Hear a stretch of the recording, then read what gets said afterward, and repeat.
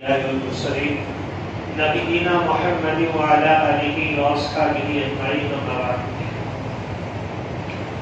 سیدنا جابر بن عبداللہ رضی اللہ تعالی عنہما کے والد گرامی کا انتقال ہو گیا. ان کی چھوٹی چھوٹی بہنیں تھیں, ان کی پرورش کرنے والا کوئی نہیں, دیکھ بھال کرنے والا کوئی نہیں. تو سیدنا جابر رضی اللہ تعالی عنہما کی بھی شادی بھی نہیں ہوئی تھی. اب مسئلہ ہے, بچیاں ہیں, بہنیں ہیں, ان کی پرورش کرنے والا کوئی نہیں, چوٹی کرنے والا کوئی نہیں. اب کیا کیا جائے؟ اور اکیلے بھائی تھے, ان کی شادی بھی نہیں ہوئی تھی. تو انہوں نے ترکیب نکالی کہ ایک جو ہے شوہر دیدہ عورت سے, مطلقہ عورت سے انہوں نے شادی کر لی. اب نبی پاک صلی اللہ علیہ وسلم کو جب خبر ملتی ہے کہ جابر نے ایک شوہر دیدہ سے جو ہے نکاح کیا, تو آپ نے جابر کو بلایا اور جابر سے پوچھا کہ جابر کیا بات ہے, تم تو کنوارے ہو اور کنواری لڑکی سے شادی کیوں نہ؟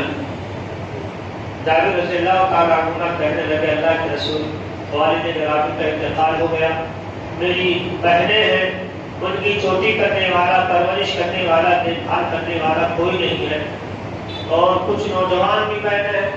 اگر میں کنواری لڑکی سے شادی کر لیتا تو وہ تربیت بچی کی نہیں ہو پاتی جو ایک شوہر دیتا ہے کہ مطلقہ اور بڑی عمر کی عورت جو کر دے جاتی ہے. اس واقعے کو پیش کرنے کا مقصد یہ ہے کہ انسان کی زندگی میں کبھی کبھار اپنی بہن کے لیے بھی اپنی جوانی کی قربانی دینا پڑتی ہے. آپ حالات سے واقف ہیں, ہر بزرگ کی یہ خواہش ہے کہ اس کی شادی اگر دوسری تیسری بھی ہو تو کنواری سے ہو. لیکن یہاں پر جابر رضی اللہ تعالیٰ عنہ کا مسئلہ کیسا کہ انہوں نے اپنی جوانی کو قربان کر دیا اور شوہر دیدہ سے انہوں نے نکاح کر دیا. ایک بڑے بھائی ہونے کے ناطے آپ پر ذمہ داری بنتی ہے کہ گھر کا ماحول کیسے آپ کو درست کرنا ہے. ہمیشہ آپ کو اپنی خواہش آگے نہیں رکھنا ہے, کبھی کبھار آپ کو سماج کے ساتھ اور گھر کے ماحول کے ساتھ بھی سمجھوتا کرنا پڑتا ہے. سمجھ رہے؟ ابن ابی نعیم یہ تابعی ہے, یہ عبداللہ بن عمر رضی اللہ تعالی عنہما کے پاس موجود تھے. ایک آدمی آیا اور اس نے عبداللہ بن عمر رضی اللہ تعالی عنہما سے پوچھتا ہے کہ حضور یہ بتائیے مچھر کے مارنے میں کتنا گناہ ہے؟ حضور یہ بتائیے اگر میں مچھر کو مار دیتا ہوں تو مجھے کتنا گناہ ملے گا؟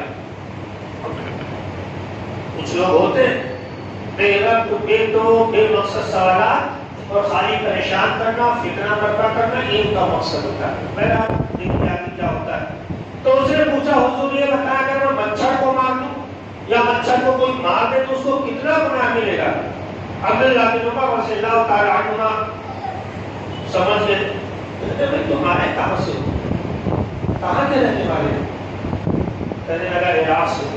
وہ اچھا عراق, کوفہ کے ہو؟ تبھی تو اتنا اونچا سوال ہے آپ کا, کوفہ کے رہنے والے ہو؟ ارے بھائی یہ دیکھو جو مجلس میں شریک تھے عبداللہ بن عمر رضی اللہ تعالی عنہ نے انہیں خطاب مخاطب کیا, ارے بھائی اس سائل کو دیکھو, انہوں نے نواسے رسول کو قتل کر دیا, شہید کر دیا, انہیں اس کے گناہ کی فکر نہیں ہے. نبی کے خاندان کو قتل کر دیا, انہیں اس کی فکر نہیں ہے. اور یہ آئے مچھر کے مارنے کے بارے میں کتنا سوال, کتنا گناہ, اس کے بارے میں سوال کریں گے.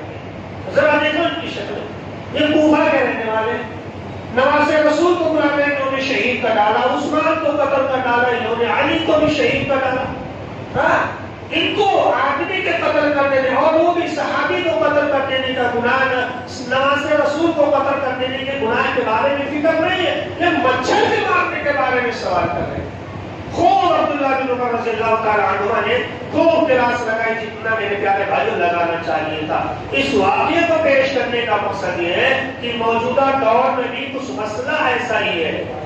لوگ دیکھیے سوال جیسا ہونا چاہیے, سوال ویسا نہیں کرتے. ان کا مقصد تو فکرہ برپا کرنا ہوتا ہے یا تو سامنے والے کو ذلیل کرنا ہوتا ہے. سمجھ رہے نا؟ جیسے کیا ہے, آپ جو ہے اپنی بہنوں کا حق مار کے بیٹھے ہوئے, اب بہنوں کا حق میراث میں دینے کی فکر نہیں ہے. بھائی آپ کا پڑوسی زکات نہیں دیتا, آپ اپنی فکر نہیں کرتے کہ میں بہنوں کا حق مار کے نکل گیا, سانپ ذہن کی طرح بیٹھا ہوں, اپنی فکر نہیں ہے. آپ کا پڑوسی زکات نہیں دیتا, تو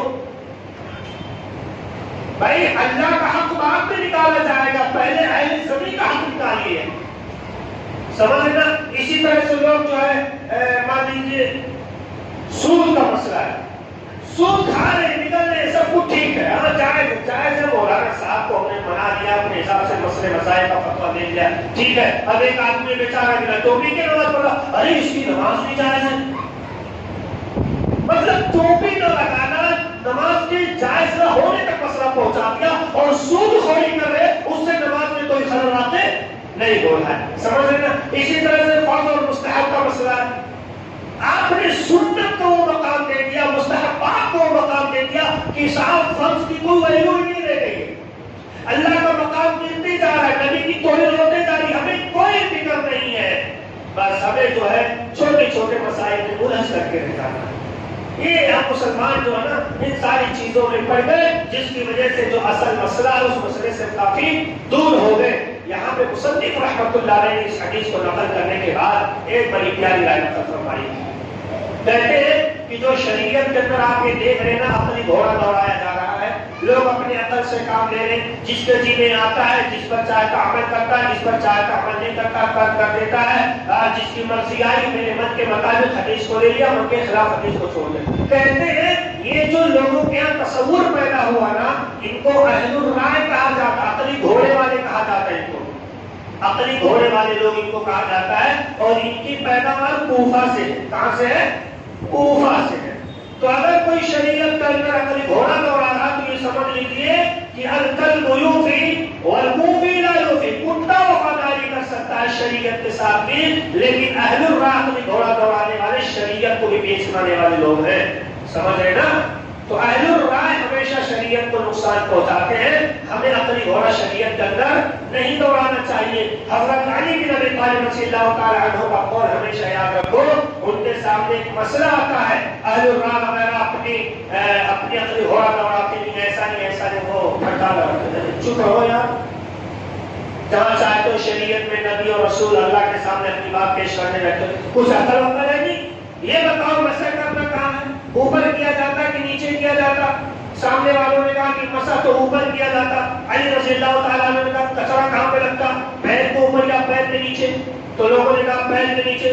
عقل کیا کہتی ہے؟